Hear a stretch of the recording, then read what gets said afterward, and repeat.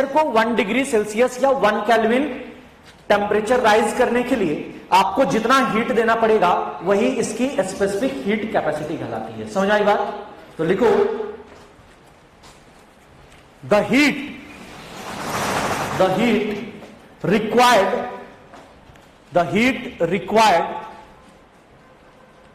to raise the temperature of 1 gram of given substance by 1 degree Celsius or 1 Kelvin is called specific heat capacity.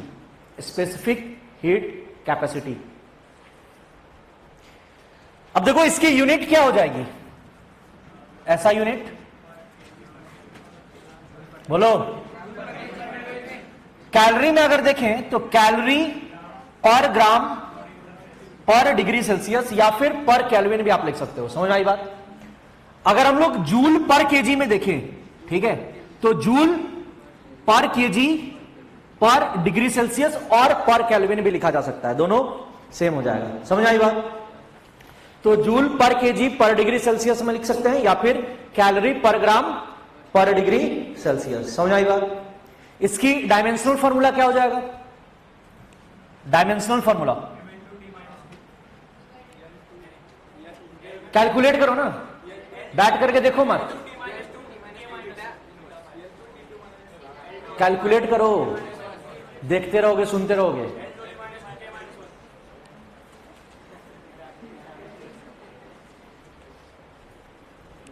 Calculate करो। आ गया सबका?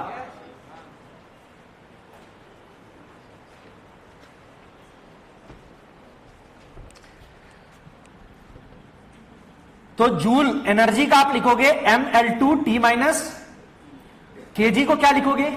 मास। और temperature को basically हम लोग theta से रिप्रेजेंट करते हैं। किससे? थीटा। तो mm कट गया तो आ गया m to the power 0, L to the power 2, T to the power -2 और थीटा टू द पावर -1। ये आपका डायमेंशनल फॉर्मूला हो गया। समझ में आई बात?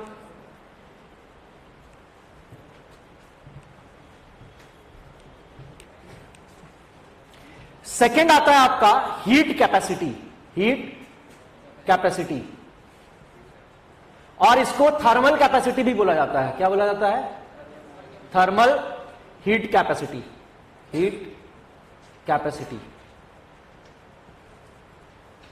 ठीक है, थर्मल हीट कैपेसिटी। देखो ये क्या है कि किसी भी सब्सटेंस का हम 1 ग्राम मास लेते हैं, है ना, और उसकी टेम्परेचर को 1 डिग्री सेल्सियस या 1 केल्विन बढ़ाते हैं, तो जितना हीट देना पड़ेगा उसे हम बोलते हैं स्पेसिफिक हीट कैपेसिटी। समझ में आई बात? अब हम लोग कोई भी m मास ले लेते हैं। कितना मास? m। और इस पूरे सब्सटेंस पूरे के पूरे m मास की टेम्परेचर को हमें 1 डिग्री सेल्सियस या 1 केल्विन बढ़ाना चाहते हैं। समझ में आ रही बात? तो हमें जो हीट देना पड़ेगा उसे हम बोलेंगे हीट कैपेसिटी। क्या बोलेंगे? Heat capacity. तो स्पेसिफिक हीट कैपेसिटी 1 ग्राम के लिए स्पेसिफाई करते हैं, और पूरे m मास के लिए अगर हम लोग डिफाइन करें तो हम लोग क्या लिखते हैं? Heat capacity. समझ में आई बात? तो हीट कैपेसिटी जो है उसे हम लोग कैपिटल C से रिप्रेजेंट करेंगे। किससे? Capital C। समझ में आई बात? लिखो heat capacity.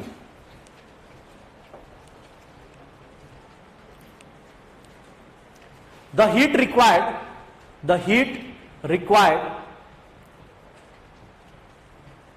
to raise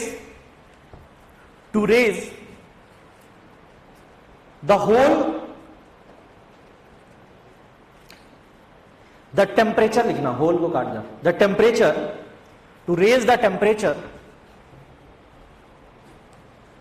of whole substance by 1 degree Celsius or 1 Kelvin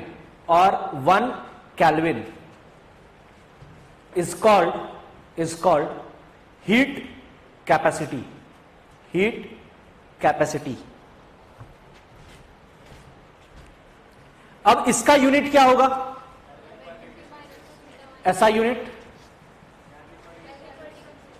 हाँ, इसका होगा कैलोरी पर डिग्री सेल्सियस या फिर पर केल्विन लिख सकते हो, ठीक है, या फिर जूल पर डिग्री सेल्सियस, ठीक है, जूल पर डिग्री सेल्सियस या फिर कैलोरी पर डिग्री सेल्सियस।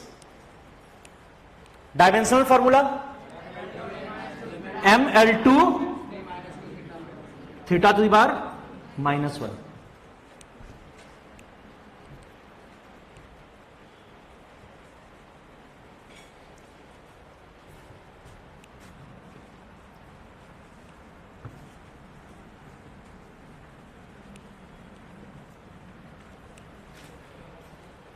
अब देखो, सपोज कि कोई ऑब्जेक्ट है, इसका मास है m, इसका मास है m, है ना, और इसकी स्पेसिफिक हीट जो है, स्पेसिफिक हीट कैपेसिटी वो है c।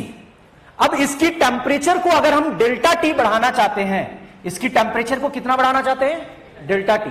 तो हमें कितना हीट देना पड़ेगा? m c delta T, m c delta T. C यहां पर क्या है? Specific heat capacity. समझ आई बात? तो अगर हम इसकी टेम्परेचर को डेल्टा टी बढ़ाना चाहते हैं तो हमें हीट देना पड़ेगा mc डेल्टा टी। अब अगर मान लो इसकी हीट कैपेसिटी कैपिटल सी दे रखी है, कितनी दे रखी है? कैपिटल सी, और हम इसकी टेम्परेचर को अगेन डेल्टा टी बढ़ाना चाहते हैं, तो हमें कितना हीट देना पड़ेगा? तो हम डायरेक्टली लिखेंगे, देखो, इस पूरे m मास की जो टेम्परेचर है उसे 1 डिग्री सेल्सियस बढ़ाने के लिए c अमाउंट ऑफ हीट देना पड़ रहा है। c को तो हम लोगों ने ऐसे ही डिफाइन किया ना, है ना, तो डेल्टा टी बढ़ाने के लिए c इंटू डेल्टा टी। समझ में आई बात? तो अगर आपको हीट कैपेसिटी दे रखा है तो आप डायरेक्टली लिखोगे c इंटू डेल्टा टी, और अगर आपको स्पेसिफिक हीट कैपेसिटी दे रखा है तो आप लिखोगे mc डेल्टा टी। समझ में आई बात? तो देखो, यहां से हम लोग क्या ऐसा लिख सकते हैं कि c जो होगा वो m इंटू स्मॉल सी के बराबर होगा। Capital C is equal to m into small C. समझ में आई बात? लिख लो।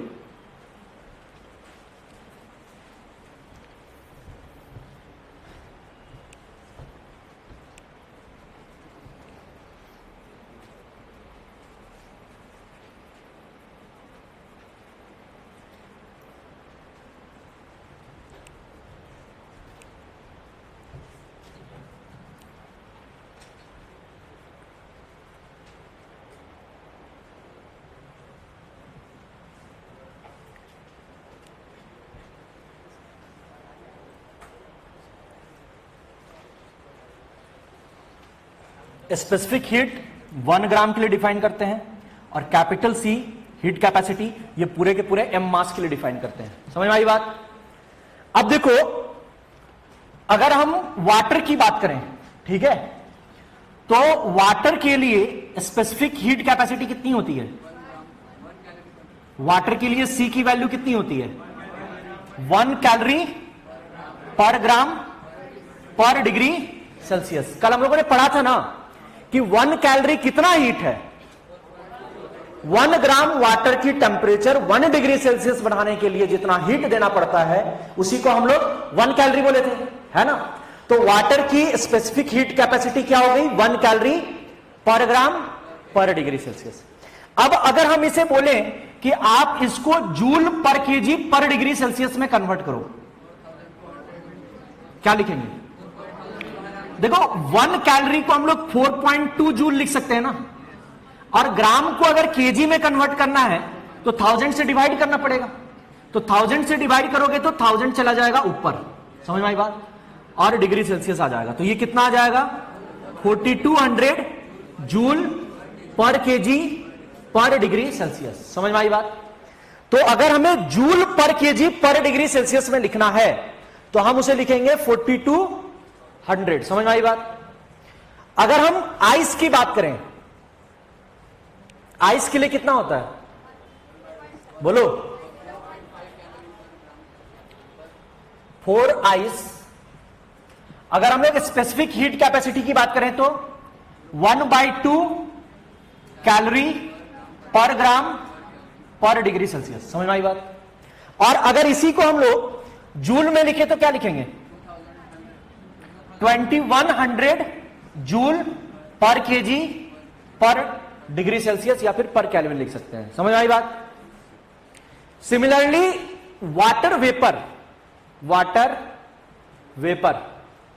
देखो वाटर वेपर और आइस दोनों का स्पेसिफिक हीट कैपेसिटी जो होता है वो सेम होता है। क्या होता है?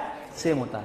इसका भी हो जाएगा 1/2 कैलोरी पर ग्राम पर डिग्री सेल्सियस, जिसको आप लिख सकते हैं 2100 joule per KG per degree Celsius. समझ में आई बात? तो ये 3 तो आपको याद रखना है, ठीक है, लिख लो।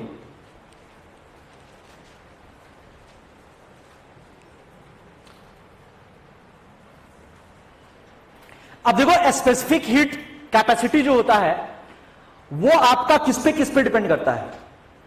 एक तो नेचर ऑफ सब्सटेंस पे डिपेंड करता है ना, कि कौन सा मटेरियल है ना।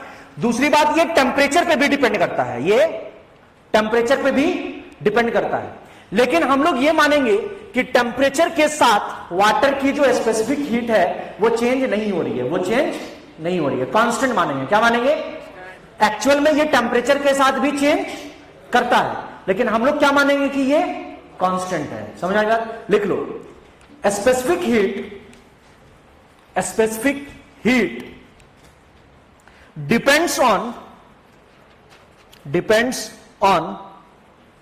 the nature of the material,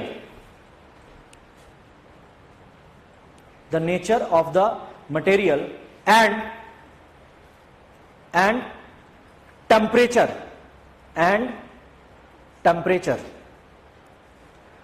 but we will assume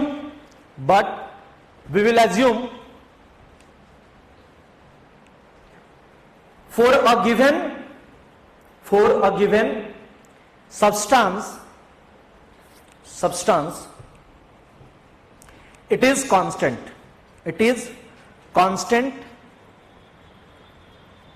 in numerical।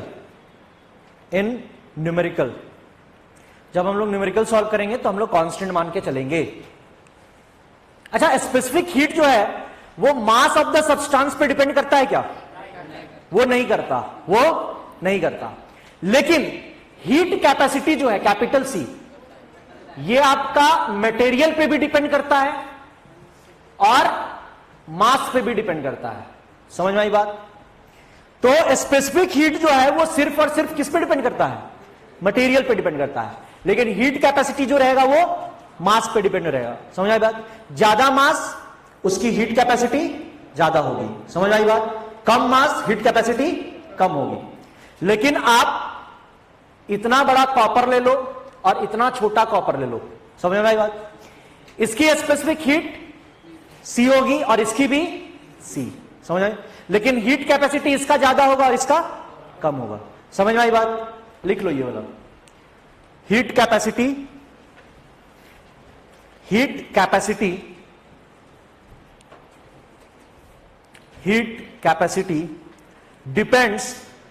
depends on material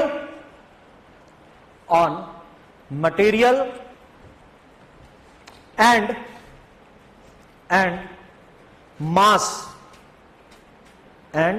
mass both।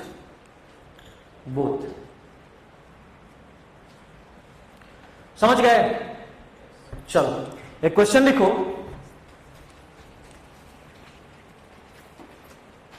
find amount of heat required to increase the temperature of 5 gram of water by 20 degree Celsius। कितना आ गया सबका? आ गया। 5 gram water है, इसकी temperature हमें 20 degree Celsius बढ़ाना है, ठीक है। तो हम लोग यूज करेंगे Q is equal to M C delta T. M आपका हो गया 5, C वाटर के लिए हम लोग ले लेंगे 1 और डेल्टा टी 20, तो यह आ जाएगा 100 कैलोरी। 100 कैलोरी। समझ में आई बात? समझ गए कि नहीं समझे? समझे। चलो नेक्स्ट क्वेश्चन लिखो। A wooden block of mass 20 kg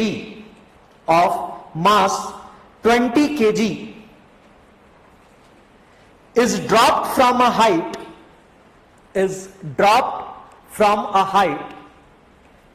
of 100 meter.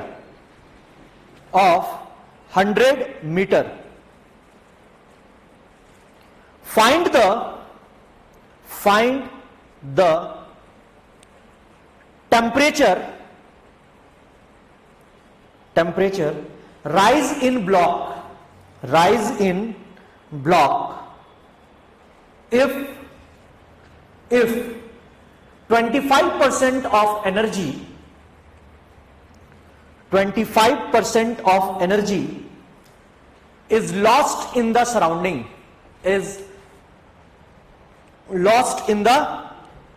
surrounding, कितना? स्पेसिफिक हीट नहीं दिया हुआ है, देखो specific heat of block equal to 100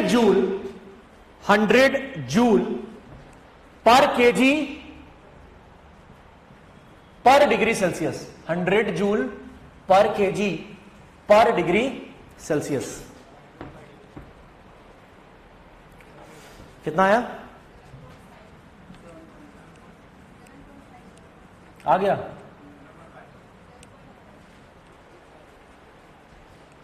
बाकी लोग भी सॉल्व करो। 20 kg ब्लॉक है, 100 मीटर हाइट से छोड़ रहे हो।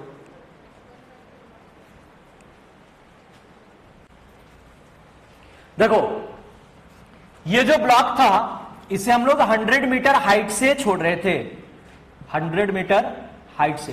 तो इसके पास पोटेंशियल एनर्जी था, क्या था? Potential energy. ये पोटेंशियल एनर्जी कितना था? mgh। समझ आई बात? अब जब ये नीचे आ रहा था तो इसकी जो एनर्जी थी उसकी 25% जो है वो लॉस हो गया। क्या हो गया? लॉस हो गया। और बाकी जो 75% बचा उसके कारण इसकी टेम्परेचर जो है वो बढ़ी, उसके कारण इसकी टेम्परेचर बढ़ी। समझ में आई बात? तो ये जो 75% एनर्जी होगा that will be equal to mc delta T. समझ में आई बात? तो आप लिखोगे 75/100, 75% मतलब 75/100 of mgh should be equal to mc delta T. mc delta T. समझ आई बात? तो देखो यहां पर मास से मास क्या हो गया? कट गया। और डेल्टा टी की वैल्यू कितनी आ जाएगी? 25 या 75, 25 चौके 100, 3/4 इंटू 10 इंटू 100। और स्पेसिफिक हीट देखो आपको किसमें दे रखा है? Joule per KG per degree Celsius में। समझ में आई बात? तो हम डायरेक्टली यहां पर पुट कर देंगे 100 joule per KG per degree Celsius, ठीक है। तो ये आपका कैंसिल आउट हो गया। 30/4 बोले तो 7.5 डिग्री सेल्सियस। समझ में आई बात? देखो अगर मान लो आपको स्पेसिफिक हीट जो है, अगर आपको स्पेसिफिक हीट कैलोरी पर ग्राम पर डिग्री सेल्सियस में दे रखा है, किस में दे रखा है? कैलोरी पर ग्राम पर डिग्री सेल्सियस, ठीक है। जब आप mgh निकाल रहे हो ना तो ये वाली जो वैल्यू आ रही है ये आपका जूल में आ रहा है। किस में आ रहा है? जूल। अगर आप मास केजी में पुट करोगे, G10 पुट करोगे एसआई सिस्टम में, h भी मीटर में पुट करोगे, तो ये जो आंसर आ रहा है वो किस में आ रहा है? जूल में। और आप अगर mc डेल्टा टी, इसमें c की वैल्यू कैलोरी पर ग्राम पर डिग्री सेल्सियस में पुट कर रहे हो, समझ आई बात? और मास को भी आप ग्राम में पुट कर रहे हो, तो ये वाली जो हीट है ये कैलोरी में आ रहा है। किस में आ रहा है? कैलोरी में। समझ आई बात? ये आ रहा है कैलोरी में और ये आ रहा है जूल में। तो आपको दोनों तरफ का यूनिट को बराबर करना होता है। क्या करना होता है? बराबर। समझ आई बात? तो कैलोरी को अगर आप जूल में कन्वर्ट करना चाहते हो तो आपको क्या करना होगा? 4.2 से मल्टीप्लाई कर देना। समझ में आई बात? तो दोनों तरफ हमें जूल में रखना होगा। किस में रखना होगा? जूल में। क्योंकि यहां पर आपको joule per KG per degree Celsius दे रखा था, इसलिए हम लोग डायरेक्टली पुट कर सकते हैं। समझ में आई बात? लेकिन अगर आपको ग्राम पर कैलोरी पर ग्राम पर डिग्री सेल्सियस में दे रखा है तो आपको पहले उसको जूल में कन्वर्ट करना होगा। समझ में आई बात? नेक्स्ट क्वेश्चन लिखो। अच्छा, ये कॉपी कर लिए? कर लो लिखो। A bullet of mass 10 kg is fired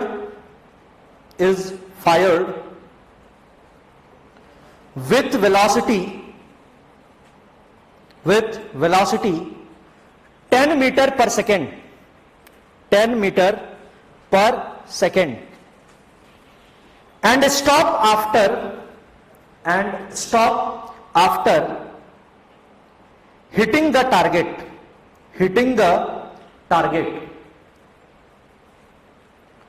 If 50% of its kinetic energy goes in increasing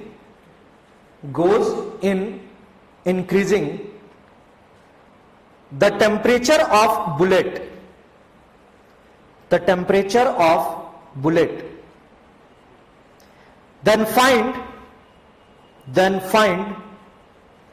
raise in temperature.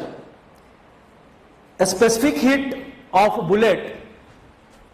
Bullet की आपको स्पेसिफिक हीट दे रखी है 50 joule per KG.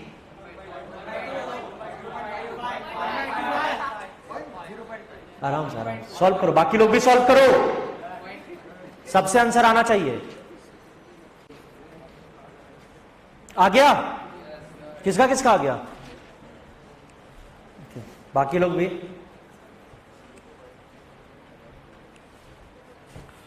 Ten KG bullet था, है ना? कहां गया? 10 केजी बुलेट, 10 मीटर पर सेकेंड, 50% लॉस। चलो देखो, ये बुलेट जो था वो 10 केजी का था और ये 10 मीटर पर सेकेंड से चल रहा है। अब ये जाकर के किसी ब्लॉक को मान लेते हैं हिट करता है, ठीक है? तो इसका 50%, शुरू में काइनेटिक एनर्जी कितना था? हाफ mv², है ना? तो इसका जो 50% एनर्जी है वो लॉस हो जाता है और 50% एनर्जी के कारण इसकी टेम्परेचर बढ़ेगी। क्या बढ़ेगी? टेम्परेचर बढ़ेगी। तो half of total kinetic energy, half mv², ये आपका बराबर होगा m into c into delta T. तो m से m कट गया। समझ आई बात? अगर यहां पर c डेल्टा टी, c आपको joule per KG per degree Celsius में दे रखा है, ठीक है? तो आप डायरेक्टली पुट कर सकते हो, कैलोरी को जूल में कन्वर्ट करने की जरूरत नहीं है, ठीक है? तो आपके पास हो जाएगा 1/4 v², v कितना है? 10। तो 100 डिवाइडेड बाय c आपको 100 दे रखा है। कितना दे रखा है? 50 दे रखा है। कहां गया? अच्छा, ये वाला नहीं है, ठीक है? 50 इधर आ गया, तो ये आपका कैंसिल आउट हो गया 2 टाइम्स में, ये भी आपका 2 टाइम्स में, मतलब 0.5 डिग्री सेल्सियस आपका टेम्परेचर बचाएगा बुलेट का। समझ आई बात? क्लियर है? Okay.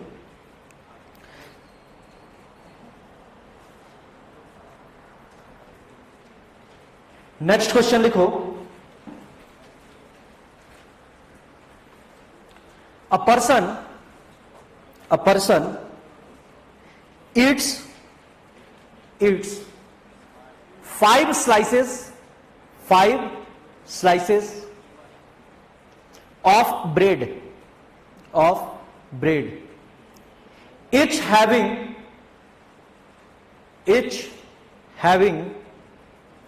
400 calorie,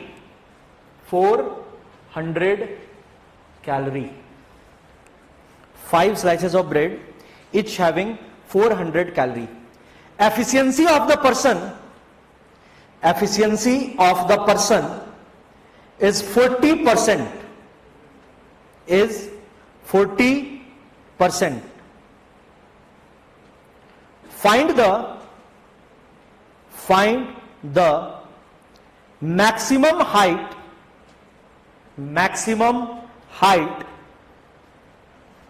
up to which the person can jump. Mass of the person is equal to 50 kg. 50 kg.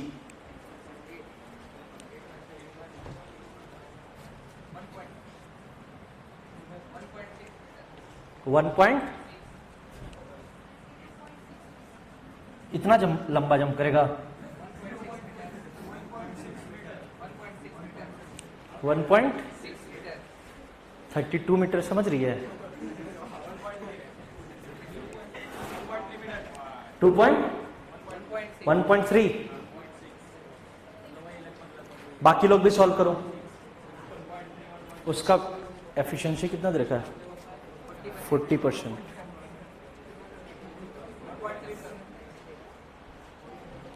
क्या हो गया?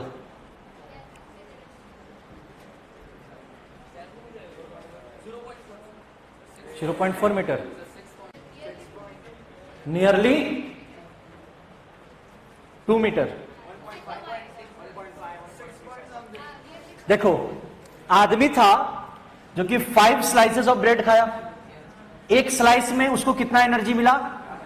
400 कैलोरी। तो टोटल एनर्जी कितना मिला? 2000 कैलोरी। टोटल वो उसके पास 2000 कैलोरी गया। अब इस 2000 कैलोरी का 40% वो यूज कर सकता है। 40% वो एफिशिएंसी का मतलब 40% वो यूज कर सकता है। समझ में आई बात? तो 2000 इंटू 40/100 ये कितना हो जाएगा? 800 कैलोरी। 800 कैलोरी का यूज करके वो जंप किया। क्या किया? जंप। तो 800 कैलोरी जो उसके अंदर था वो कन्वर्ट हुआ। मान लो वो h हाइट जंप किया, तो बेसिकली h हाइट जंप करके वो पोटेंशियल एनर्जी को बढ़ा रहा है। किसको बढ़ा रहा है? तो उसके पास जो 800 कैलोरी था वो फाइनली पोटेंशियल एनर्जी के बराबर हो गया, मतलब mgh के बराबर हो गया। किसके बराबर हो गया? mgh। समझ आई बात? अब देखो, ये जो mgh निकालोगे ये निकलेगा जूल में। किसमें? और उसके पास जो एनर्जी है वो किसमें है? तो सबसे पहले हमें इसे कन्वर्ट करना होगा किसमें? जूल में। किसमें? तो आप इसको लिखोगे 800 इंटू 4.2 जूल। कभी भी आपको कैलोरी को अगर जूल में कन्वर्ट करना है तो किससे मल्टीप्लाई करेंगे? 4.2 जूल। अब मान लेते हैं वो h हाइट जंप किया, तो आप लिखोगे mgh is equal to this energy. समझ में आई बात? तो mgh is equal to 800 into 4.2। Solve करो जल्दी से, कितना आ रहा है? 10 से 10 गया,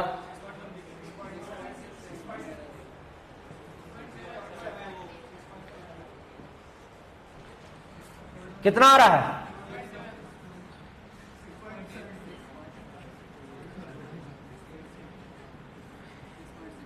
6 पॉइंट। इतना मीटर हाइट वो जंप कर गया। समझ में आई बात? इतना मीटर हाइट वो जंप कर जाएगा। समझ में आई बात? तो उसके पास जो एनर्जी था उसको हम लोगों ने mgh के बराबर कर दिया। ठीक है, वहां से हाइट आपको निकल गया। चलो, तो नेक्स्ट क्वेश्चन लिखो जल्दी से। आपके अंदर की गर्मी को आग को जलाओ। समझ में आई बात? और आंसर बतलाओ। Find the amount of heat evolved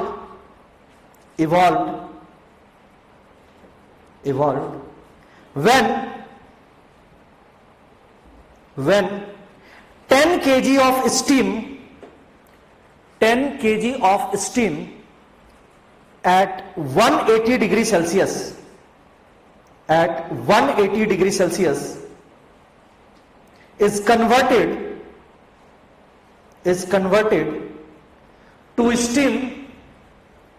steam at 100 degree Celsius, at 100 degree Celsius in joule,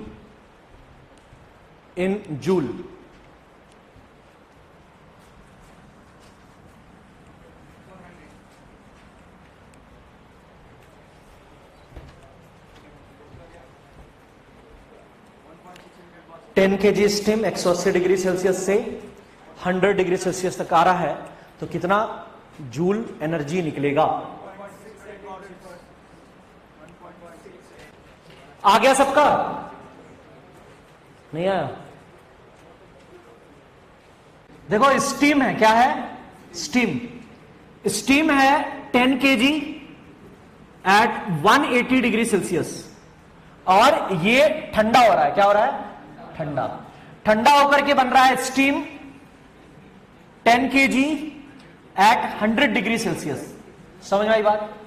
तो हीट जो निकलेगा, हीट जो रिलीज होगा, that will be again mc delta T. Mass यहां पर क्या लेंगे? अब देखो जूल में निकालना है तो m हम लोग लेंगे 10 kg। क्या लेंगे? 10 kg। c जो है वो वाटर वेपर या फिर स्टीम के लिए क्या होता है? 2100 joule per KG per degree Celsius. समझ में आई बात? तो यहां पर लिखेंगे 2100 जूल पर केजी, और डेल्टा टी जो है वो आपका कितना हो जाएगा? 80। तो ये आपका आ जाएगा 168 into 10 to the power 4 joule. कितना आ जाएगा? 168 into 10 to the power 4 joule. समझ में आई बात?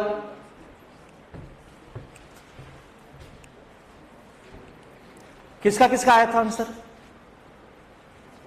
ठीक है, लिख लो। देखो स्पेसिफिक हीट कैपेसिटी जो है वो सबसे ज्यादा वेपर का होता है। किसका होता है? Vapour.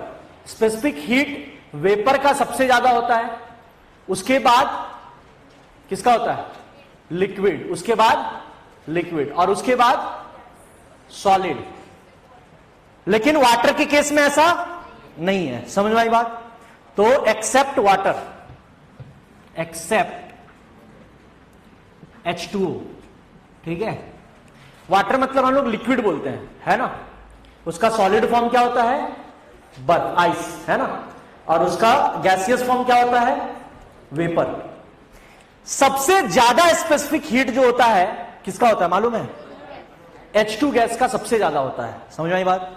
C of small c of H2 gas is maximum, और ये होता है 3.5 कैलोरी पर ग्राम पर डिग्री सेल्सियस। समझ में आई बात? और उसके बाद अगर किसी का होता है तो वाटर का होता है। किसका होता है? वाटर का। सबसे ज्यादा H2 का, उसके बाद किसी का होता है तो किसका होता है? वाटर का। ठीक है, तो हाइड्रोजन गैस का सबसे ज्यादा स्पेसिफिक हीट कैपेसिटी होता है। चलो नेक्स्ट लिखो, latent heat of vaporization. Latent heat बस लिखो अभी तो, ठीक है।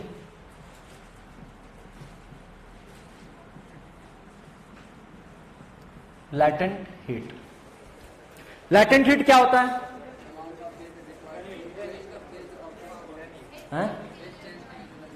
देखो जब भी कोई सॉलिड बॉडी है, क्या है? सॉलिड बॉडी, और आप इसको हीट दे रहे हो और ये सॉलिड से लिक्विड में कन्वर्ट हो रहा है। किस में कन्वर्ट हो रहा है? लिक्विड में। समझ में आई बात? तो इसको हम बोलते हैं स्टेट ट्रांसफॉर्मेशन। क्या बोलते हैं? स्टेट ट्रांसफॉर्मेशन या फिर फेज ट्रांसफॉर्मेशन, है ना।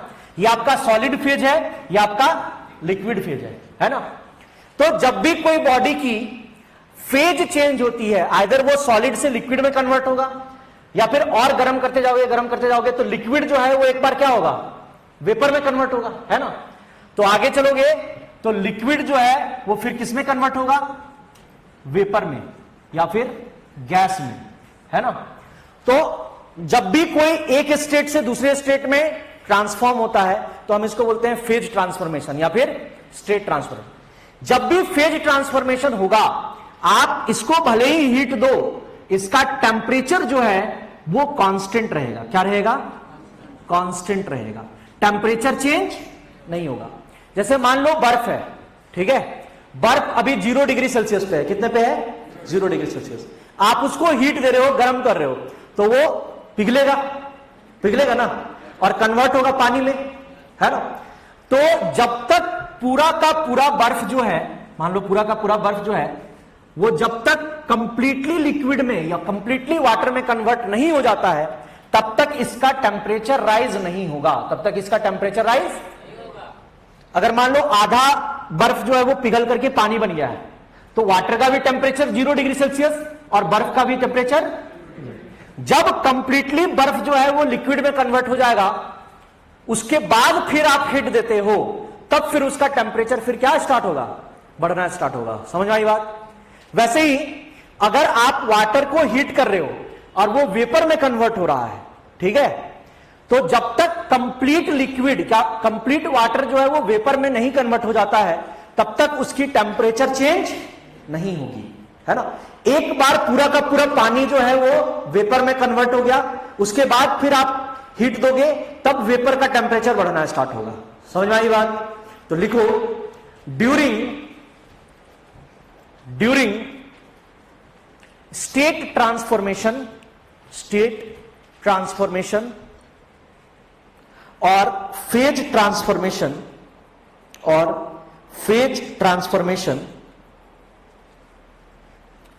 टेम्परेचर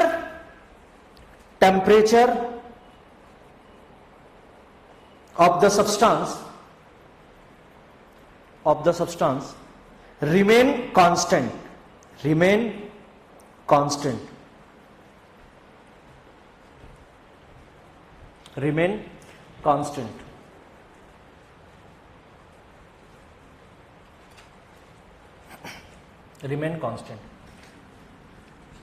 अब देखो, अगर आप मान लो कोई भी एक सब्सटेंस ले लेते हो, सॉलिड बॉडी ले लेते हैं, इसमें बहुत सारे पार्टिकल्स है। क्या है? पार्टिकल्स, ठीक है। तो इसके पास 2 टाइप की एनर्जी है, पार्टिकल्स के पास 2 टाइप की एनर्जी है। एक तो उसके पास काइनेटिक एनर्जी है, और दूसरा जो है वो उसके पास पोटेंशियल एनर्जी है। क्या है? Potential energy. समझ में आई बात? तो जब ये सॉलिड स्टेट में है, ये सॉलिड स्टेट में है, ठीक है, तो जब आप इसको हीट देते हो तो इसकी जो वाइब्रेशनल मोशन है वो बढ़ती है। पहले कम स्पीड से कम वाइब्रेट कर रहा था, अब आपने हीट दिया तो ये ज्यादा वाइब्रेट कर रहा है। ज्यादा वाइब्रेट कर रहा है मतलब इसकी टेम्परेचर बढ़ रही है, टेम्परेचर बढ़ रही है। समझ आई बात? थोड़ा बहुत पोटेंशियल एनर्जी भी बढ़ता है।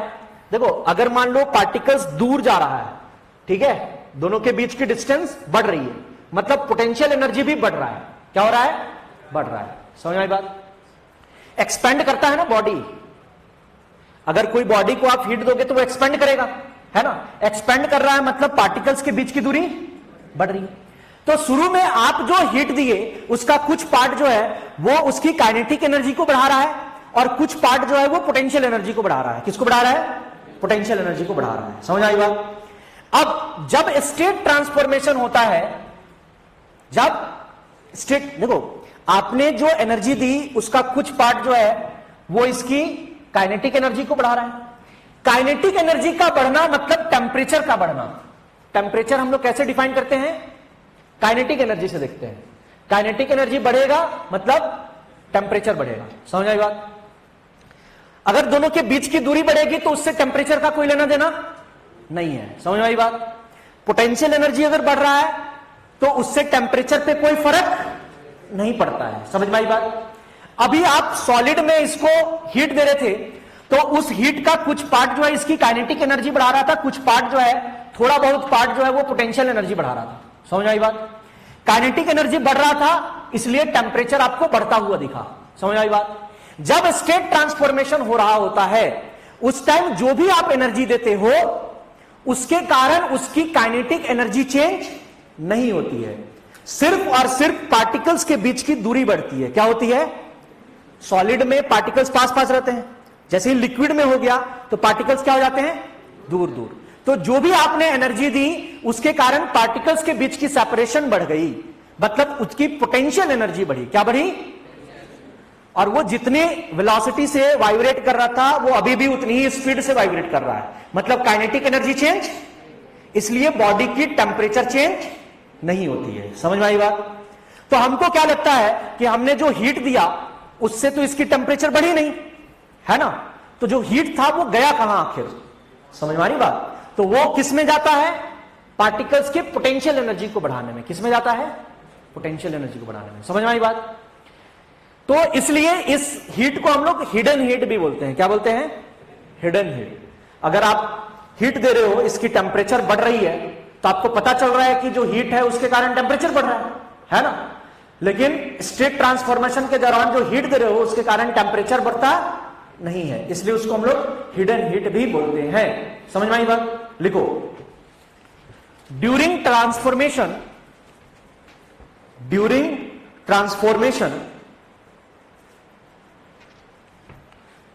the heat given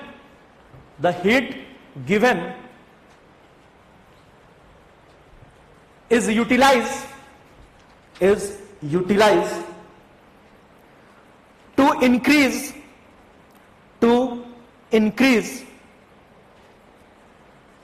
the potential energy of the particles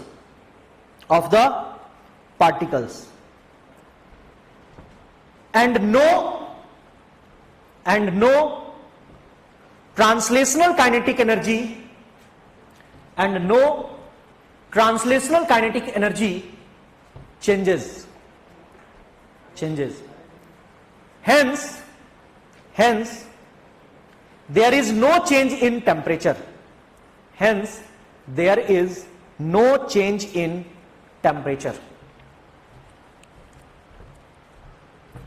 is no change in temperature. अब देखो, अगर कोई सॉलिड ऑब्जेक्ट है, आप इसको गर्म कर रहे हो और ये लिक्विड में कन्वर्ट हो रहा है। किसमें? लिक्विड में कन्वर्ट हो रहा है। समझ में आई बात? तो इसकी मास है m। कितनी है? m मास ऑफ सॉलिड को अगर आपको लिक्विड में कन्वर्ट करना है तो आपको कितना हीट देना पड़ेगा? Q is equal to m into latent heat of fusion, इसको बोलते हैं। क्या बोलते हैं? यहां पर LF क्या है? Latent heat of fusion. Latent heat of fusion. अगर m मास ऑफ सॉलिड था, उसको अगर आपको लिक्विड में कन्वर्ट करना है तो बाहर से आपको देना पड़ेगा m into latent heat of fusion.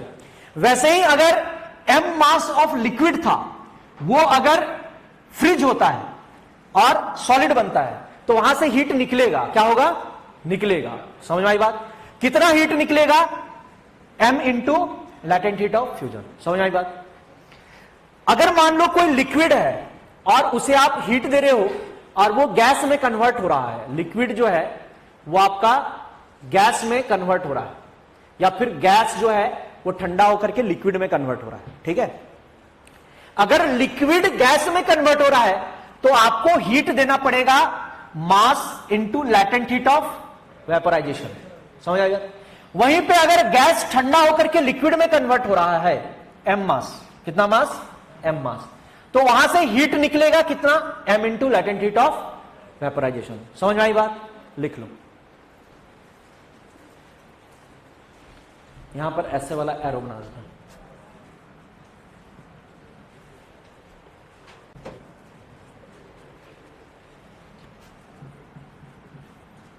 Heating curve. Suppose आपके पास कोई सॉलिड ऑब्जेक्ट था, ठीक है, m मास का, और आप उसको हीट देते जा रहे हो। ठीक है? तो इधर हम लोग हीट सप्लाइड दिखेंगे और इधर आपका टेम्परेचर होगा। y एक्सिस में टेम्परेचर होगा और x एक्सिस में हीट सप्लाइड। समझ में आई बात? अब देखो, सॉलिड था शुरू में, सॉलिड को आपने हीट देना स्टार्ट किया तो उसकी टेम्परेचर बढ़ती जाएगी। समझ में आई बात? और हमें पता है कि Q जो होता है वो होता है mc डेल्टा टी, है ना। तो Q is directly proportional to temperature हो जाएगा, क्या हो जाएगा, टेम्परेचर। तो इसका स्ट्रेट लाइन कर्व आपको कुछ इस टाइप से मिलता है, समझ में आई बात। अब आपने सॉलिड था, सॉलिड को गर्म करते गए, गर्म करते गए, गर्म करते जाए, फिर वो बन गया, पहुंच गया एक ऐसे पॉइंट पे जिसमें फर्दर आप हीट दोगे तो वो सॉलिड से लिक्विड में कन्वर्ट हो जाएगा। किस में कन्वर्ट हो जाएगा, सॉलिड से लिक्विड में कन्वर्ट हो जाएगा, समझ आई बात। तो इस वाले पॉइंट पे जो सॉलिड रहेगा इसे हम बोलते हैं सुपर हीटेड लिक्विड सॉलिड। क्या बोलते हैं, सुपर हीटेड सॉलिड। मतलब उस ऑब्जेक्ट की टेम्परेचर अगर आप सॉलिड स्टेट में देखो तो इससे ज्यादा नहीं बढ़ा सकते हो, इससे ज्यादा नहीं बढ़ा सकते। इससे ज्यादा अगर हीट दोगे तो फिर वो पिघलने लगेगा, क्या लगेगा, पिघलने लगेगा, समझ में आई बात। फिर आप फर्दर हीट दे रहे हो तो इसकी टेम्परेचर कांस्टेंट रहेगी, क्या रहेगी, कांस्टेंट रहेगी। और ये जो है वो सॉलिड से लिक्विड में कन्वर्ट होगा। किस में कन्वर्ट होगा, सॉलिड से लिक्विड में कन्वर्ट होगा, समझ आई बात। तो अब देखो इस पॉइंट पे क्या हुआ कि सारा का सारा सॉलिड जो है वो लिक्विड में कन्वर्ट हो चुका है। इस दौरान आप भले ही हीट देते गए लेकिन उसकी टेम्परेचर चेंज हो रही है क्या, नहीं हो रही है। तो टेम्परेचर क्या है, कांस्टेंट है, समझ में आई बात। तो इस पॉइंट पे देखो, इस पॉइंट पे जो आपको लिक्विड मिलेगा, है ना, इसको हम बोलते हैं सुपर कूल्ड लिक्विड। क्या बोलते हैं, लिक्विड। अगर हम किसी सब्सटेंस की लिक्विड स्टेट की बात करें तो उस लिक्विड स्टेट की टेम्परेचर इससे कम नहीं हो सकती। इससे जैसे ही टेम्परेचर कम लाने की कोशिश करोगे वो जम जाएगा, क्या हो जाएगा, जम जाएगा। दैट्स वाई इस पॉइंट पे जो लिक्विड रहेगा उसे हम बोलते हैं सुपर कूल्ड लिक्विड। क्या बोलते हैं, सुपर कूल्ड लिक्विड। फर्दर आप टेम्परेचर बढ़ाओगे तो लिक्विड की टेम्परेचर बढ़ती जाएगी, बढ़ती जाएगी, बढ़ती जाएगी, और एक टाइम आएगा कि उससे ज्यादा अगर आप हीट दोगे तो फिर वो गैस में कन्वर्ट हो जाएगा। किसको, किसमें, तो इस वाले पॉइंट पे जो लिक्विड होगा उसे हम बोलेंगे super heated, super heated liquid, liquid. क्योंकि इससे ज्यादा अगर और गर्म करोगे तो वो किस में कन्वर्ट हो जाएगा, गैस में कन्वर्ट हो जाएगा, समझ में आई बात। अब यहां पर और हीट दे रहे हो तो इसका टेम्परेचर तो कांस्टेंट रहेगा लेकिन ये लिक्विड जो है वो किस में कन्वर्ट हो जाएगा, गैस में, समझ में आई बात। फिर फर्दर यहां पर जो आपको गैस मिला इसको आप क्या लिखोगे, सुपर कूल्ड गैस। और फर्दर आप गैस की टेम्परेचर बढ़ाते जाओ तो वो बढ़ता जाएगा, बढ़ता जाएगा, बढ़ता जाएगा, क्या होता जाएगा, बढ़ता जाएगा, समझ आई बात। उसमें आपको सुपर हीटेड गैस नहीं मिलने वाला है, ठीक है। तो देखो यहां से यहां पे सॉलिड था, ठीक है, आप हीट कर रहे थे तो सॉलिड की टेम्परेचर बढ़ रही थी, मतलब यहां से यहां तक आपको सॉलिड स्टेट था, समझ आई बात। फिर इस दौरान आपने हीट दिया तो सॉलिड जो है वो किस में कन्वर्ट हो गया, उसकी टेम्परेचर चेंज हुई क्या। तो इससे ज्यादा अब सॉलिड की टेम्परेचर आप नहीं बढ़ा सकते हो, समझ आई बात। तो इस वाले पॉइंट पे जो सॉलिड होगा उसको हम बोलेंगे सुपर हीटेड सॉलिड, क्या बोलेंगे। फिर आपने हीट दिया तो वो कंप्लीटली लिक्विड में कन्वर्ट हो गया, है ना। तो यहां पर जो लिक्विड मिला उसको क्या बोल दिए, सुपर कूल्ड लिक्विड, क्योंकि इससे ज्यादा ठंडा करोगे तो वो सॉलिड बन जाएगा, लिक्विड में नहीं रहेगा। फिर आप इसको हीट कर रहे हो तो ये हो जाएगा पूरा का पूरा लिक्विड। इस दौरान ये लिक्विड स्टेट में है, किसमें है, लिक्विड स्टेट में, ठीक है।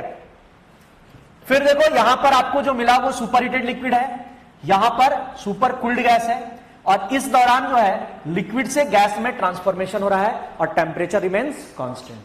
क्लियर है। देखो यहां पर ये वाली जो स्लोप है इसे हम अल्फा बोल देते हैं, क्या बोल देते हैं, अल्फा।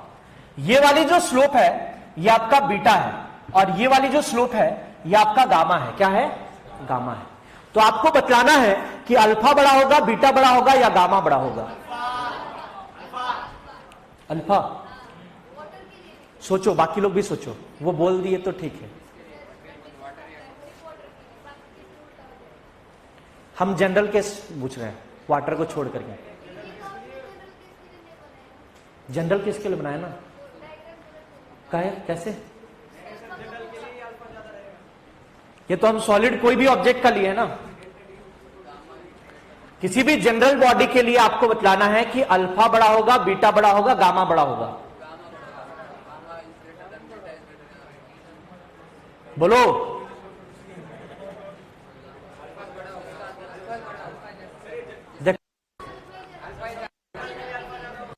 डीक्यू जो होता है, तो आपने डीक्यू अमाउंट ऑफ हीट दिया, कितना दिया, और उसके कारण टेम्परेचर जो बढ़ा वो डीटी बढ़ा, स्मॉल अमाउंट ऑफ टेम्परेचर बढ़ा। तो उसको हम क्या लिख सकते हैं, m into c into dT बोल सकते हैं ना, समझ में आई बात। तो dT by dQ, dT by dQ ये हो जाएगा 1 बाई एमसी, 1 बाई एमसी, समझ में आई बात। डीटी बाई डीक्यू किस चीज को रिप्रेजेंट कर रहा है, टेम्परेचर वर्सेस हीट का जो कर्व है उसका स्लोप, उसका मतलब जिसका स्लोप ज्यादा उसका 1 बाई एमसी की वैल्यू ज्यादा।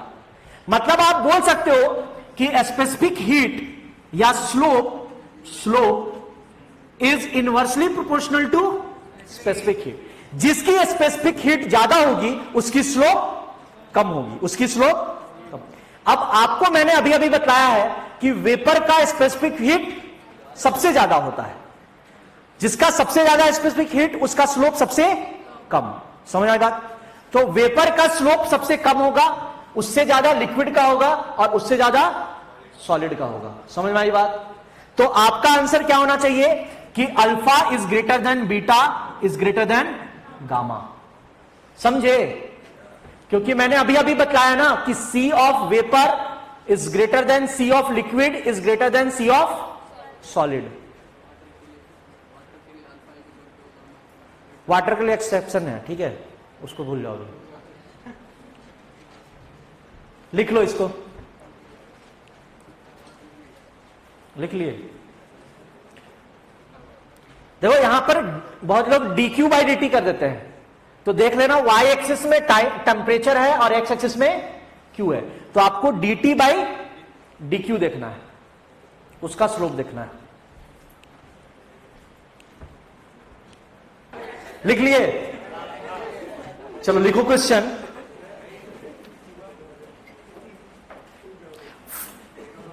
according to the given graph whose specific heat is high,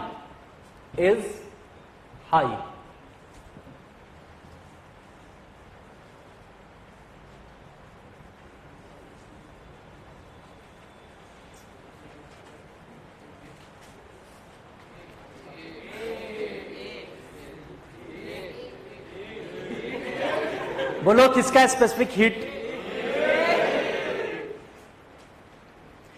mass is same लिख लेना, mass is same, mass is same, हाँ मास इज सेम।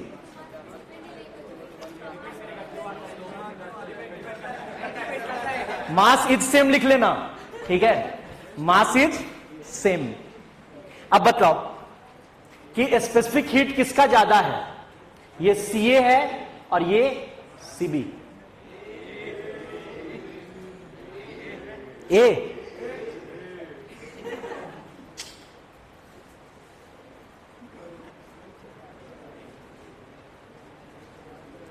देखो स्पेसिफिक हीट जो है, अगर मास सेम है, हम लोग यहां से देखेंगे, यहां पर m भी रहेगा ना, अगर मास सेम है, ठीक है, तो स्लोप जो है वो inversely proportional to specific heat, या फिर आप बोल सकते हो specific heat is inversely proportional to slope. कब, जब मास सेम होना चाहिए, मास सेम होना चाहिए, ठीक है। तो जिसका स्लोप कम उसका स्पेसिफिक हीट ज्यादा, तो यहां पर Ca is greater then Cb, समझ में आई बात। अगर आपको मास स्पेसिफाई नहीं किया हुआ है कि सेम है या डिफरेंट है ना, और आपसे पूछा जाए कि किसका स्पेसिफिक हीट ज्यादा है, तो आप क्या बोलोगे, कांट से, समझ में आई बात, कुछ भी नहीं बोल सकते, ऑप्शन में, तो फिर मास दिया हुआ होगा आपको, समझ आइए। लेकिन वहीं पे अगर आपको क्वेश्चन में यह दिया हुआ है कि what is whose heat capacity is greater, heat capacity अगर बोला है, हीट कैपेसिटी, तो देखो m इंटू सी को पूरे को हीट कैपेसिटी बोलते हैं ना, समझ में आई बात। तो heat capacity is inversely proportional to slope, जिसका स्लोप ज्यादा होगा उसका हीट कैपेसिटी कम होगा, समझ में आई बात। यहां पर आपको मास को स्पेसिफाई करने की जरूरत नहीं है कि सेम है या फिर डिफरेंट है, समझ में आई बात। तो लिख लो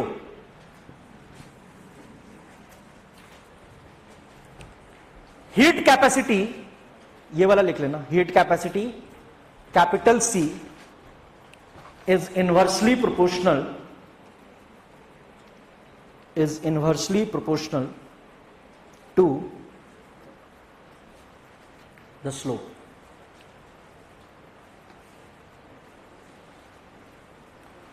तो इसी क्वेश्चन में अगर हम मास कुछ भी नहीं बोले हैं, डायरेक्टली हम बोले कि हीट कैपेसिटी किसका ज्यादा है, किसका ज्यादा है, ए का। अगर हम मास कुछ भी नहीं बोले और पूछे स्पेसिफिक हीट कैपेसिटी किसका ज्यादा है, तो कांट से, समझे। अगर हम बोले कि सेम मास है और स्पेसिफिक हीट कैपेसिटी किसका ज्यादा है, तो ए का। समझ में आई बात, तीनों में डिफरेंस क्लियर है, ओके। नेक्स्ट क्वेश्चन लिखो, find the amount of heat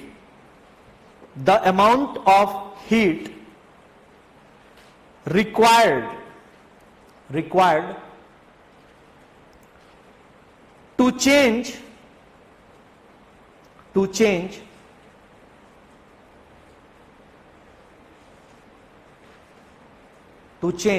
10 gram of ice at minus 20 degrees Celsius, at minus 20 degrees Celsius to steam at 100 degrees Celsius, at 100 degree Celsius। अच्छा, आपको यह पता है कि आइस जब लिक्विड में कन्वर्ट होगा, मतलब 0 डिग्री आइस जब लिक्विड में कन्वर्ट होगा, आइस जब लिक्विड या बोले तो वाटर में कन्वर्ट होगा, तो इसकी लैटेंट हीट ऑफ फ्यूजन कितनी होती है, 80 कैलोरी पर ग्राम। समझ में आई बात। तो ये आपको याद रखना है कि latent heat of fusion for ice ये क्या होता है, 80 कैलोरी पर ग्राम। समझ में आई बात। वहीं पे अगर वाटर जो है 100 डिग्री सेल्सियस वाटर, ये आपका स्टीम में कन्वर्ट होगा, किसमें, स्टीम में, तो लैटेंट हीट ऑफ वेपोराइजेशन जो होता है वो कितना होता है, 540 कैलोरी पर ग्राम। समझ में आई बात। तो latent heat of fusion of ice ये आपका 80 कैलोरी पर ग्राम, और latent heat of vaporisation of water ये आपका हो जाएगा 540 कैलोरी पर ग्राम। अब सॉल्व करो, 7300, 10 gram ice eight minus 20 degree Celsius को आप कर रहे हो 100 डिग्री स्टीम, 100 डिग्री स्टीम।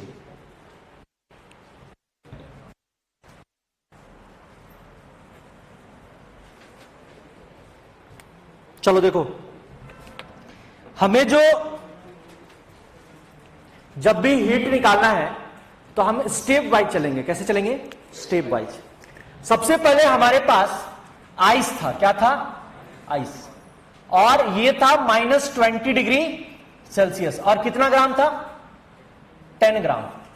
तो जब आप इसको हीट दोगे तो पहले ये जो आइस है वो माइनस 20 डिग्री सेल्सियस से आइस एट 0 डिग्री सेल्सियस में कन्वर्ट होगा। किस में कन्वर्ट होगा, 0 डिग्री सेल्सियस।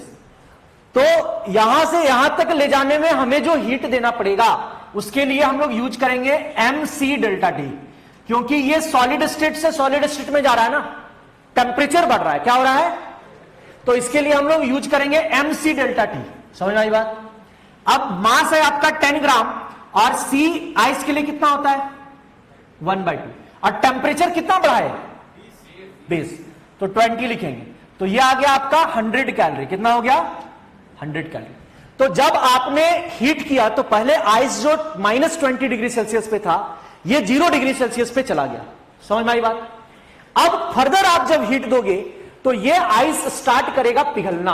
क्या स्टार्ट करेगा? तो ये बन जाएगा water, water at 0 degree Celsius, क्योंकि जब पिघलेगा तो टेम्परेचर चेंज नहीं होगा, तो ये कन्वर्ट होगा आइस एट 0 डिग्री सेल्सियस से वाटर एट 0 डिग्री सेल्सियस। समझ आई बात? तो इसको पिघलाने में जितना आपको हीट देना पड़ेगा उसके लिए हम लोग यूज करेंगे m हीट ऑफ फ्यूजन, क्योंकि यहां पर स्टेट ट्रांसफॉर्मेशन हो रहा है। क्या हो रहा है? State transformation. तो आप लिखोगे 10 ग्राम इंटू 1 ग्राम आइस को पिघलाने में कितना एनर्जी लगता है? लैटेंट हीट ऑफ फ्यूजन वही है, समझ 80 कैलोरी। समझ आएगा?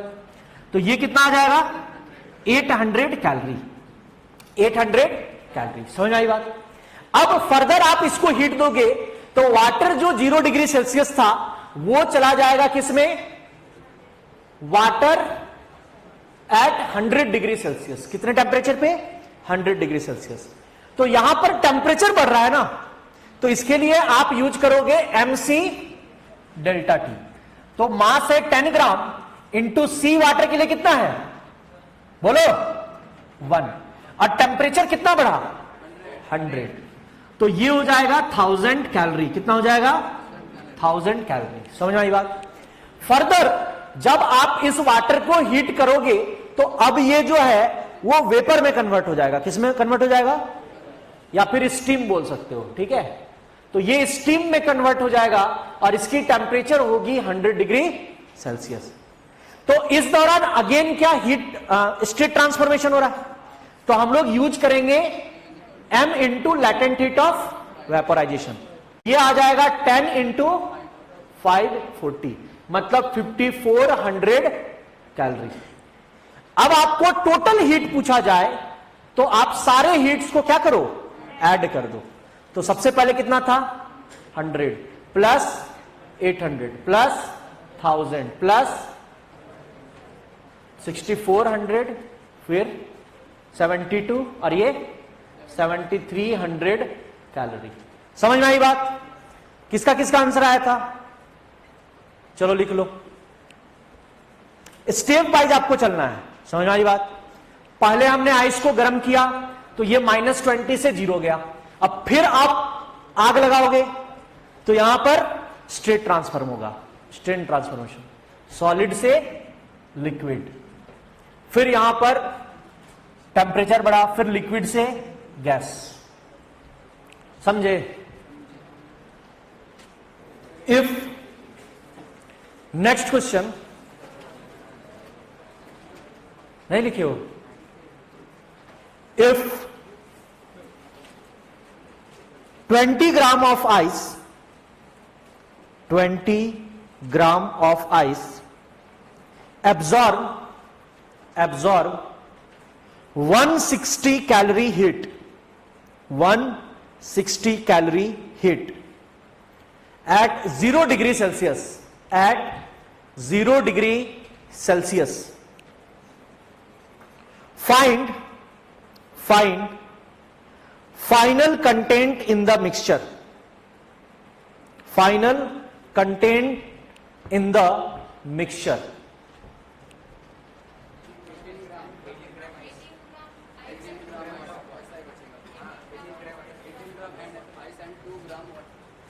Find content in the mixture and temperature of the mixture.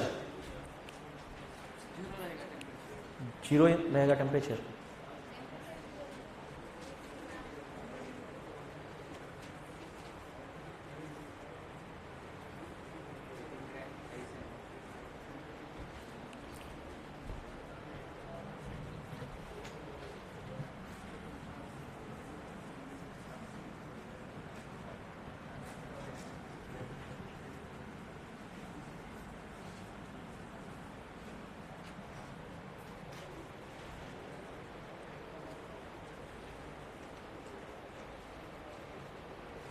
आ गया?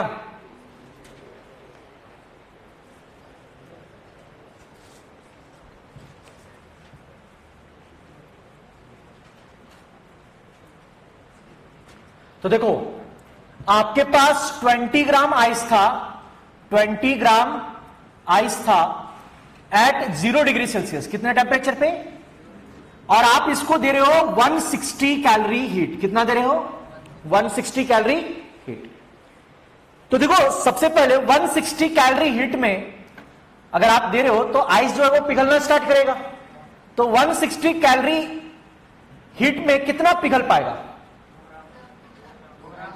जैसे मान लो कि m मास जो है आइस का पिघला, m मास जो है आइस का पिघला, तो m into latent heat of vaporisation 80 is equal to 160। तो m कितना हो गया? 2। तो 2 ग्राम आइस जो है वो पिघल जाएगा। क्या हो जाएगा? पिघल जाएगा। समझ में आई बात? 2 ग्राम आइस पिघल गया, तो 2 ग्राम आइस पिघल करके क्या बन जाएगा? वाटर। और रिमेनिंग 18 ग्राम किस फॉर्म में रहेगा? आइस। मतलब आपने जब 160 कैलोरी हीट दिया तो उससे क्या हुआ कि 2 ग्राम आइस जो है वो पिघल गया, और बचा जो 18 ग्राम है वो आइस के ही फॉर्म में रहेगा, है ना? तो आप जो मिक्सचर देखोगे उसमें 2 ग्राम वाटर आएगा और 18 ग्राम कितना आएगा? आइस। और टेम्परेचर ऑफ द मिक्सचर क्या रहेगा? 0 डिग्री सेल्सियस। समझ आई बात? जब तक ये कंप्लीट नहीं पिघलेगा तब तक टेम्परेचर नहीं बढ़ेगा। समझ में आई बात?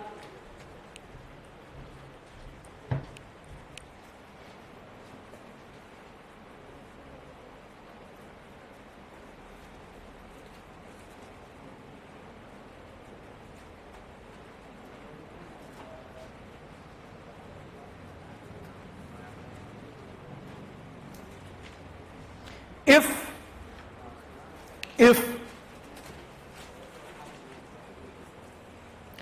5 gram ice at minus 20 degree Celsius, at minus 20 degree Celsius absorb heat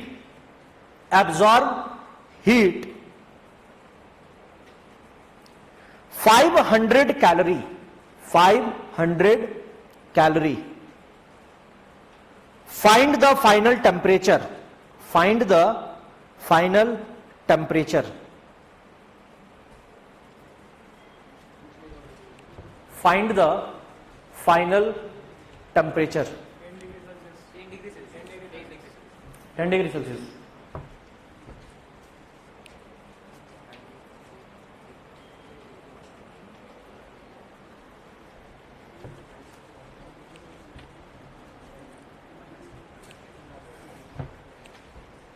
five gram ice eight minus 20 degree Celsius, उसको आप दे रहे हो 500 कैलोरी।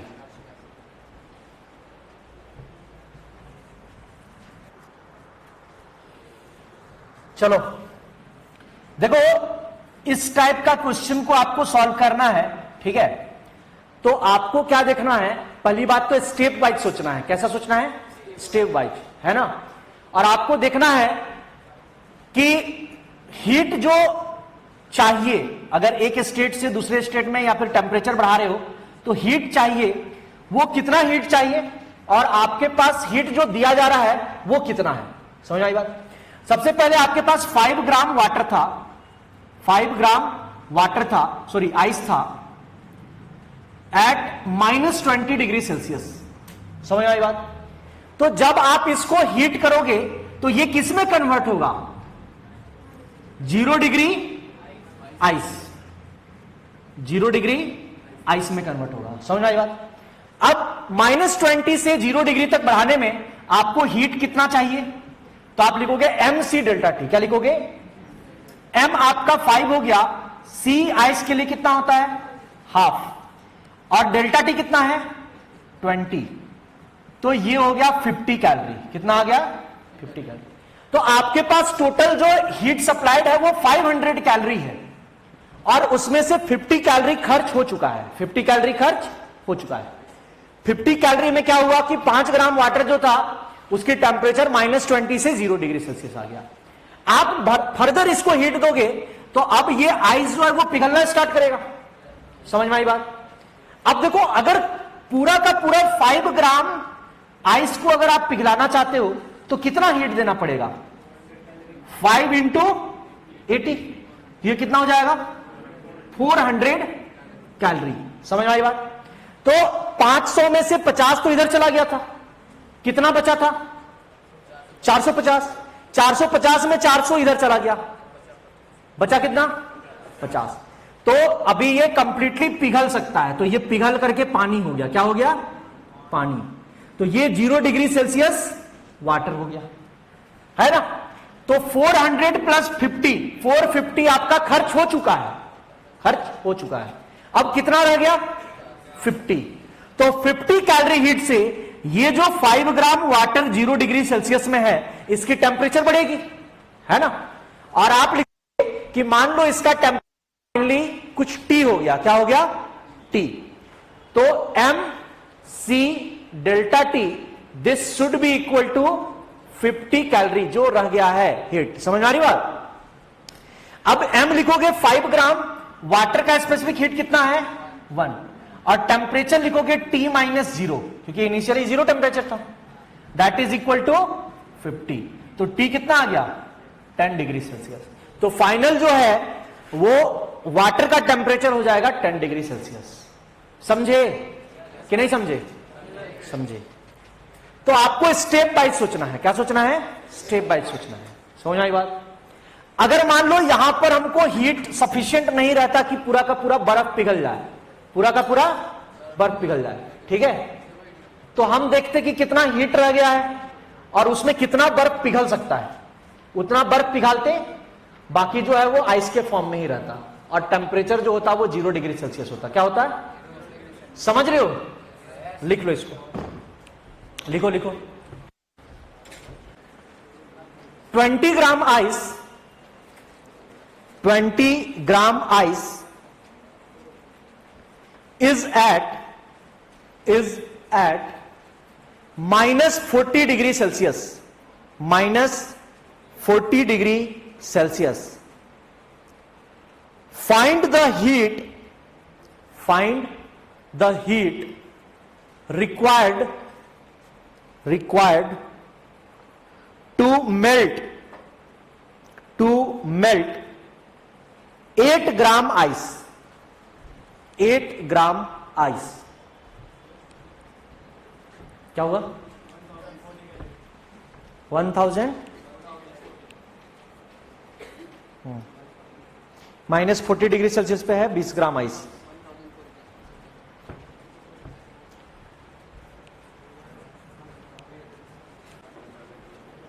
स्टेप वाइज सोचो, स्टेप वाइज। आप एक ही बार में कोशिश करोगे कि फाइनल आंसर आ जाए तो नहीं होगा। समझ रहे हो?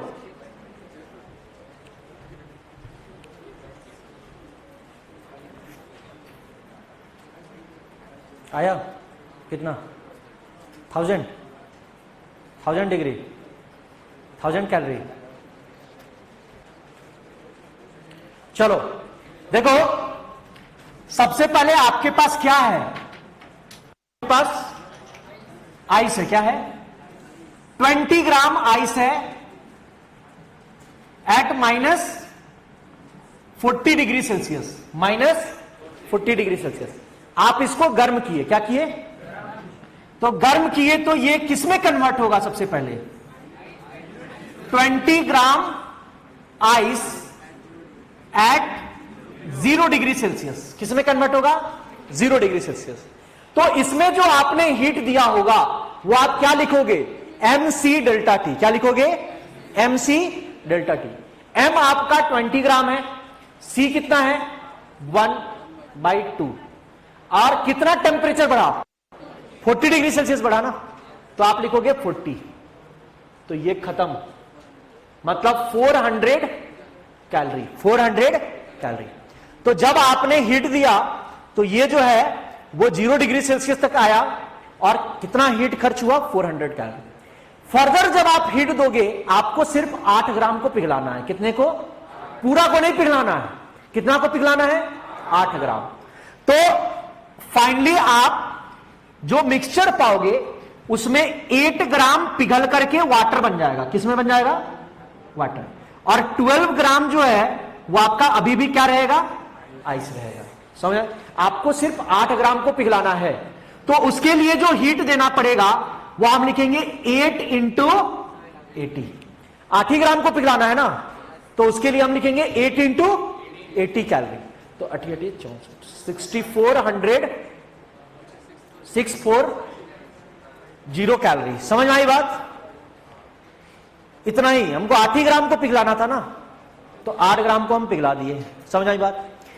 फाइनल जो मिक्सचर होगा उसका टेम्परेचर क्या होगा? अभी कंप्लीटली आइस जो है वो पिघला है क्या? तो इसका टेम्परेचर क्या होगा? 0 डिग्री सेल्सियस। और टोटल हीट आपको जो लगा वो आप लिखोगे 400 प्लस 640। कितना हो जाएगा? 1040 कैलोरी। 1040 कैलोरी। समझ में आई बात? समझे कि नहीं समझे? लिख लो।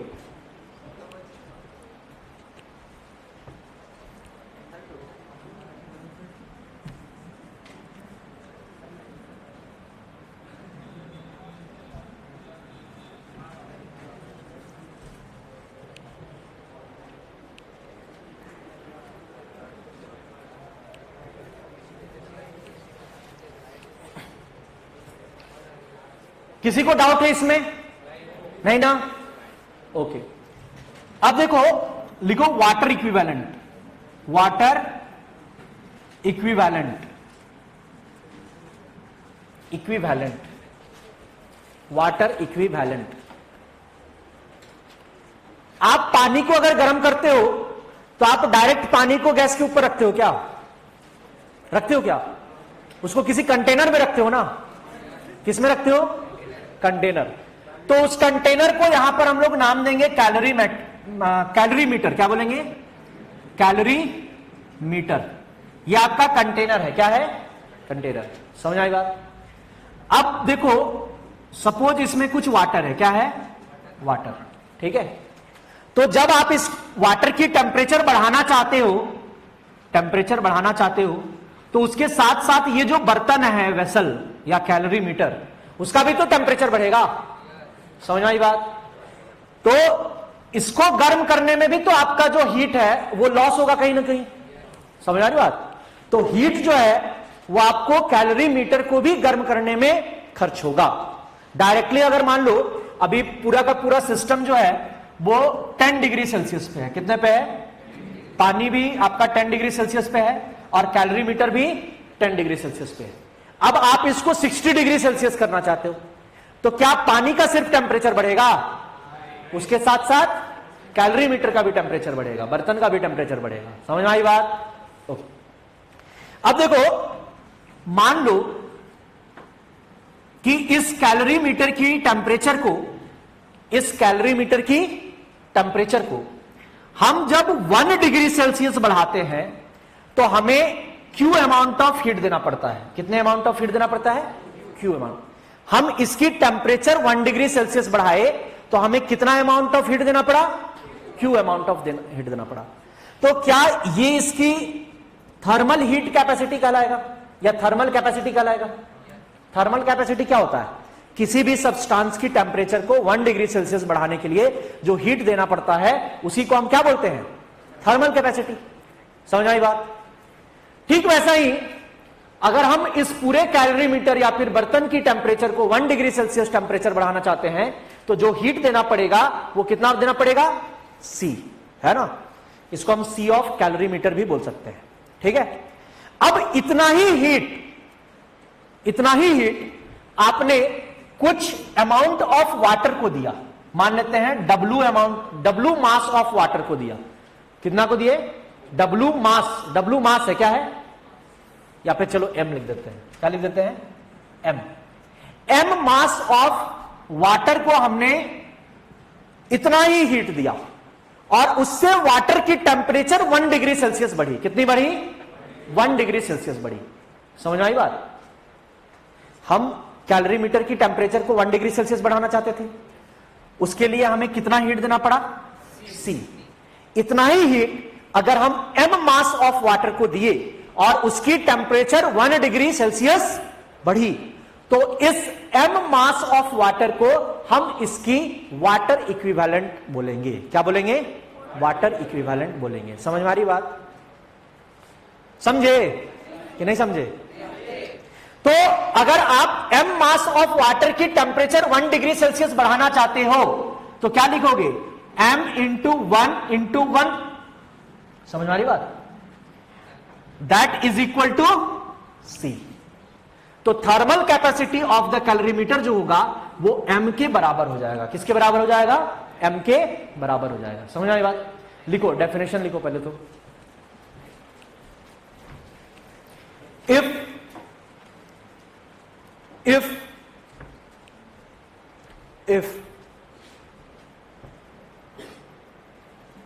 heat required to raise the temperature of a calorimeter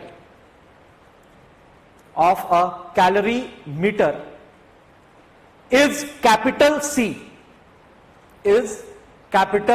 C by 1 degree Celsius,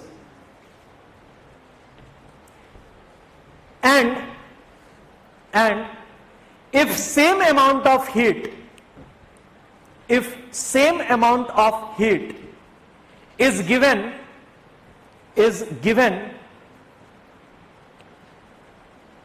to capital M mass of water,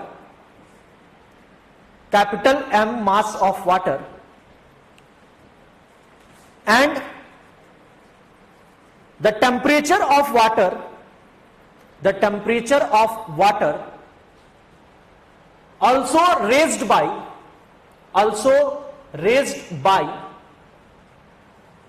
1 degree Celsius,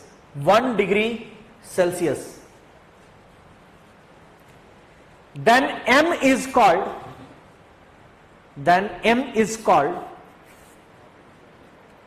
water equivalent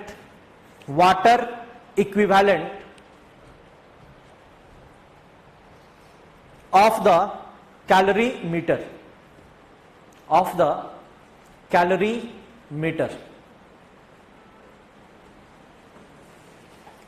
तो बेसिकली अगर आपको m जो है वाटर इक्विवेलेंट दे रखा है ना, तो वो जो है वो कैलोरीमीटर की थर्मल कैपेसिटी के बराबर हो जाता है। किसके बराबर हो जाता है? थर्मल कैपेसिटी के बराबर हो जाता है। समझ आई बात? जैसे मान लो कि हम बोलते हैं कि एक कैलोरीमीटर है जिसकी वाटर इक्विवेलेंट जो है वो 10 ग्राम है। क्या है? 10 ग्राम। क्या है? 10 gram. Water equivalent of a calorimeter is 10 gram. ठीक है, इसका मतलब क्या है कि आप इस कैलोरीमीटर की जगह 10 ग्राम वाटर एज्यूम कर सकते हो। क्या एज्यूम कर सकते हो? वाटर एज्यूम कर सकते हो। इस कैलोरीमीटर की टेम्परेचर 1 डिग्री सेल्सियस बढ़ाने में जितना हीट लगेगा, 10 ग्राम वाटर की टेम्परेचर भी 1 डिग्री सेल्सियस बढ़ाने में उतना ही हीट लगेगा। समझ में आ रही बात? तो आप इस कैलोरीमीटर की जगह 10 ग्राम वाटर एज्यूम कर सकते हो। अगर हम पूछे कि what is the amount of heat required to raise the temperature of calorimeter by 5 degree Celsius, तो कितना हीट लगेगा? कितना? तो आप लिखोगे 10 ग्राम वाटर की टेम्परेचर 5 डिग्री सेल्सियस बढ़ाने में कितना हीट लगेगा? 10 इंटू 1 इंटू 5, तो 50 कैलोरी। समझ में आई बात? अगर आपको वाटर इक्विवेलेंट दे रखा है तो उतना ही मास आप कैलोरीमीटर की जगह वाटर लिख सकते हो। वाटर मतलब कैलोरीमीटर को वाटर से रिप्लेस कर सकते हो। समझ आई बात? चलो लिखो, if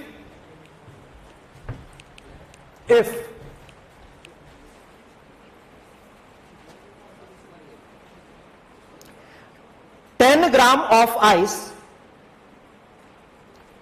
10 gram of ice at 0 degree Celsius,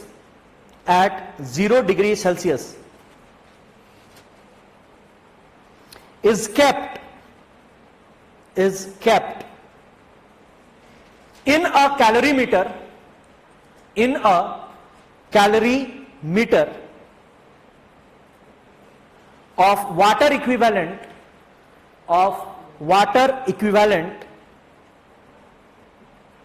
10 gram,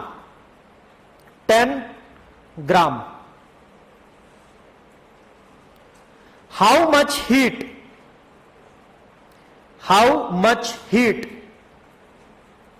should be supplied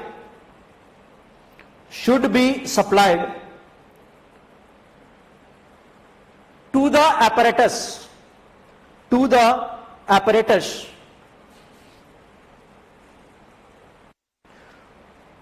evaporate the water thus formed.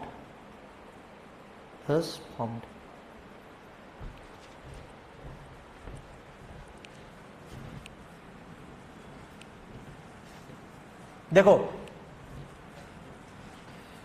एक कैलोरी मीटर है जिसकी वाटर इक्विवेलेंट आपको कितनी दे रखी है? वाटर इक्विवेलेंट कितनी दे रखी है? 10 ग्राम ना। और इसमें आइस कितना है? आइस कितना है? बोलो, 10 ग्राम है। और इसकी टेम्परेचर कितनी है? 0 degree Celsius. 10 gram ice eight 0 degree Celsius. अब आप इसको हीट दोगे, पहले तो पानी बर्फ जो है वो पिघलेगा, फिर टेम्परेचर बढ़ेगा, फिर फाइनली वो इवापोरेट होगा। टोटल कितना हीट लगेगा?